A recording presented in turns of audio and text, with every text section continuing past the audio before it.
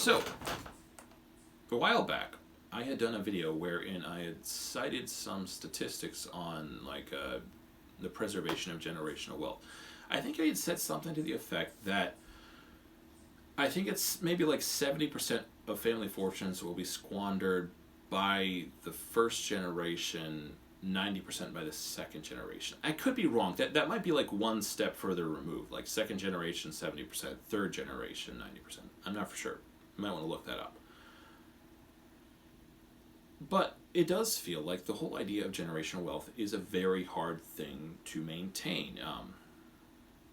There are, though, I think, cultures that tend to buck that trend.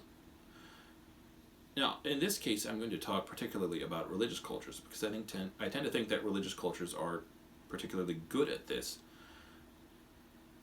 So it feels like there's almost a taboo surrounding wealth these days. Now, the woke people will say, oh, you're keeping down the proletariat. You're oppressing people. That's how you're maintaining your wealth. You're keeping other people down so that you can stay on top. I guess I'm not saying it's necessarily always wrong. I just also don't think it's necessarily maybe a safe generalization to make about everyone who's wealthy. Apart from that, I think the Jews, the reasons people give them for being wealthy are perhaps even more nefarious in that it's often seen as the result of their success is often seen as the result of like cultural nepotism to some extent or conspiracy or something. Somehow they're cheating and that's how they're maintaining their generational wealth. That's the I would get. And I don't think that's necessarily correct either.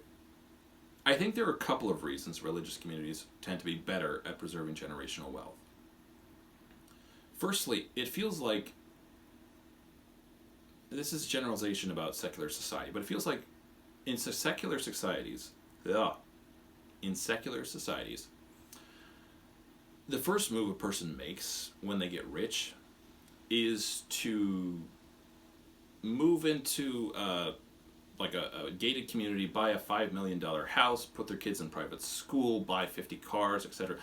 In essence, like a generalization is, again, but they tend to lean into a very decadent lifestyle. That's the idea I'm trying to get across here. That tends to be the trend with regards to secular societies, that when a person gets wealthy, they lean into this whole decadent lifestyle. And they put their kids, which I think is no better way to kneecap your kids' success than to put your kids into an artificially non-competitive environment. With regards to religious communities, I tend to think this is not so much the case, that you will in fact have wealthy people who won't live a hyper-wealthy lifestyle, that they might stay in the same community they were raised in, send their kids to the same school that they went to, and give them that environment that perhaps gave rise to their own success. Apart from this, I think with regards to religious communities, there tends to be this orientation towards the greater good. Now, my brother had actually talked to me about this a couple of years back, I think. But he had given me the idea that evil itself tends to have a self-destructive nature inherent in it. And I agree with him. I think evil at its core is perhaps it's a doctrine of relatively short-term strategies for the most part. An evil person doesn't do evil things because they're oriented towards a more greater evil tomorrow, right? They do evil things because in the moment, in a Machiavellian sense, it serves their interests. Maybe that's not the right word to use there. But they do it because it serves their interests, not because they have some vision for the future. Now, you can have a person who does evil things for the sake of a greater vision, like an ends justifies the means things, but I wouldn't necessarily call that person evil. It's not the evil thing that they want. They want a good thing, and they're using an evil thing to get there. I guess I would put that more in the realm of moral insanity.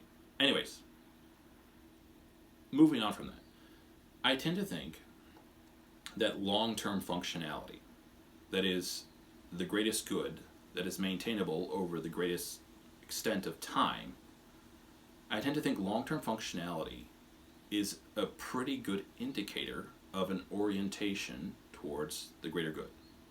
And I think this is something that religious communities do pretty well, and this is perhaps an equal part of what makes it possible for them to maintain generational wealth better. Anyways, that's my theory. Thanks for watching. If you like the video, please press the like button, subscribe, and leave a comment if you want to.